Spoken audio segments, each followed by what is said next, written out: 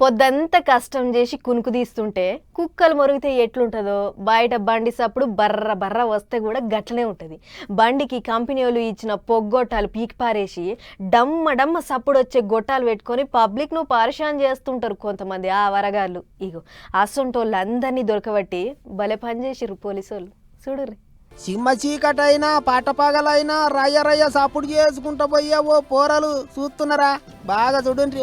బండికి కంపెనీ వాళ్ళు ఇచ్చిన పోగగొట్టాలు బీగి పారేసి అడ్డదాకుల పోగగొట్టాలు పెట్టుకొని డమ్మ డమ్మ సప్పుడు చేసుకుంటూ తిరిగితే మీకు ఆచారం బాగలేక పోలీసు వాళ్ళకు దొరికితే మీ బండి గాలిగొట్టాలు రోడ్డు రోలర్ కింద గిట్ల తుక్కు తుక్కు అవుతాయి.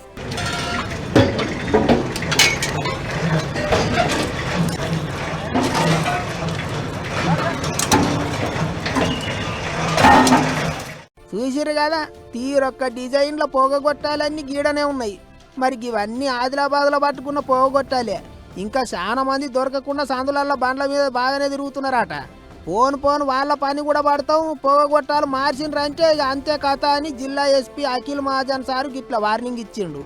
మనకి స్కూల్ దగ్గర ఇబ్బంది, మరియు హాస్పిటల్స్ దగ్గర ఇబ్బంది, మరియు కొంతమంది ఉమెన్ హరాస్మెంట్ కూడా చేస్తారు.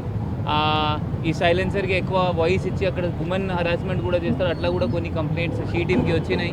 అందువల్ల దృష్టిలో పెట్టుకొని ఇది మనం ఒక స్పెషల్ డ్రైవ్ ఏర్పాటు చేశాము. ఇంకా కూడా కొన్ని మిగిలినవి ఉండొచ్చు, ఎందుకంటే మనకి రోడ్లో బైక్స్ దొరికితే మనం చేస్తున్నాము.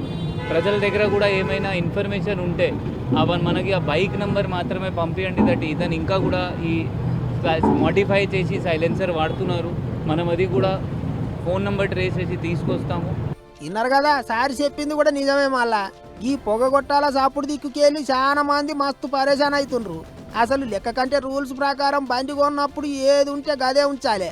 ఒకవేళ పొగగొట్టం ఖరాబ్ అయినా ఆర్టీఓళ్ళకి చెప్పి వాళ్ళు ఓకే అన్నాకనే మారవాలి. కానీ మనోళ్ళు చేసే కథ గట్ల కాదు. బండి కొనుడే ఆల్చం, సోకులకు పొగగొట్టాలు మార్పిస్తూనే ఉంటారు. బయటగా సప్పుడుతోని మనోళ్ళే కదా బాధపడేదని ఒక్కరు కూడా ఆలోచన చేయరు. అట్లున్నది మనకి ఇప్పటి కాలం.